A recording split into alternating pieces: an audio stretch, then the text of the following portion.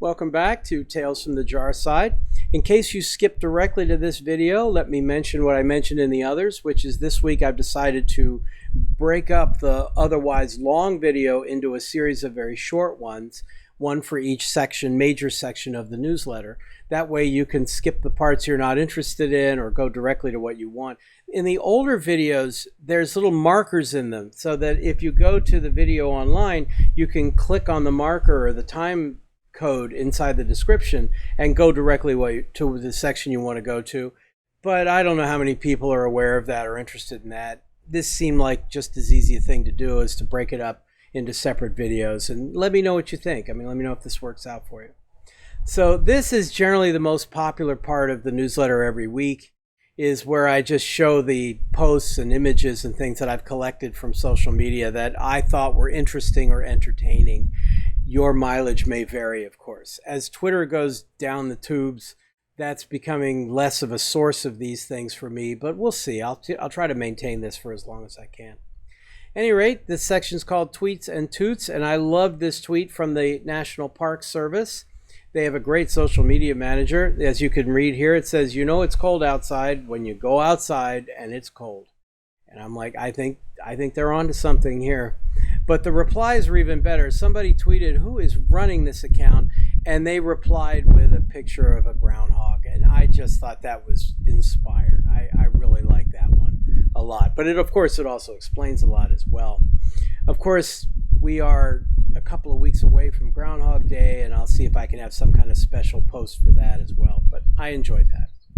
Okay, the next one was something from Katie Mack, who I really enjoy. Katie Mack is an astrophysicist and a professor at the Perimeter Institute in Canada, and she wrote that fantastic book on the end of everything, talking about the end of the universe, but in a way that wasn't at all depressing. It was really enjoyable. I've been following her for years, but I managed to attend one of her talks on the subject of that book before she wrote the book, and it was a lot of fun to be there.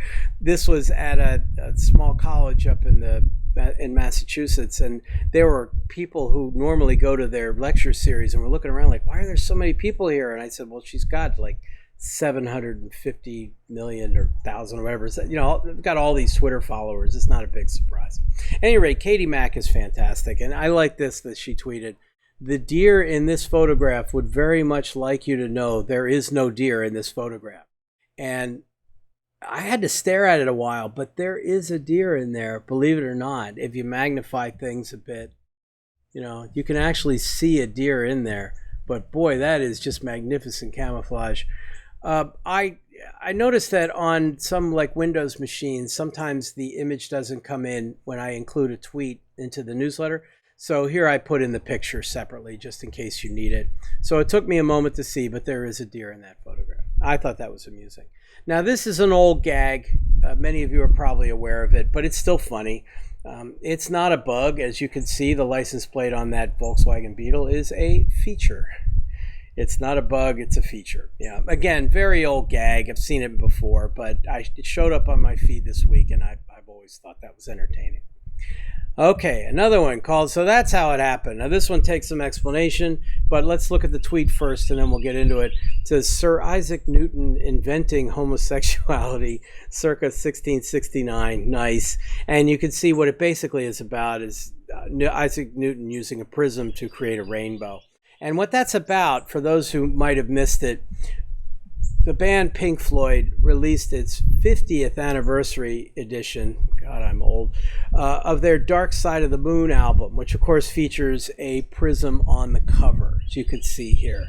And believe it or not, some people are so reflexively into the culture wars these days that they complained about the band suddenly going woke.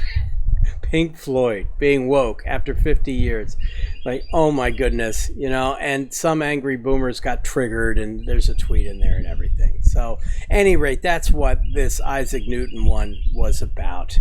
You know, was a parody on that. The objection is roughly comparable to the lyric they have in one of their songs where some record producer's saying, "Oh yeah, love the band, have all your albums, you know, by the way, which one's pink?" You know, it's that level of cluelessness for what it's worth. Any rate, and then the last the image that I put in here is, it said, you know, oh, donuts. This said the perfect escalator doesn't exist, getting cut off. And look at that. It's an escalator where they have donuts on the steps, all going into Homer Simpson's mouth, painted on there. That's just inspired. That's really clever. So I really like that. At any rate, I'll just finish up by saying, you know, here's the video version of this. Last week, I taught my deep dive into spring and spring boot, and as I mentioned in the introduction, I'm in Florida this week. That's partly why the background's a little different here. It's a little chilly, but not bad. I mean, getting some sun for a change.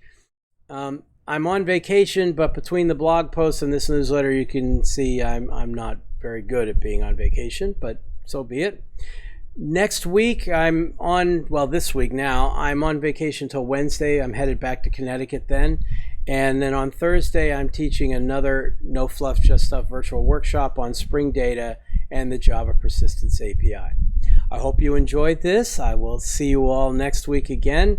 Thank you very much for listening, and take care. Have a good week, everybody.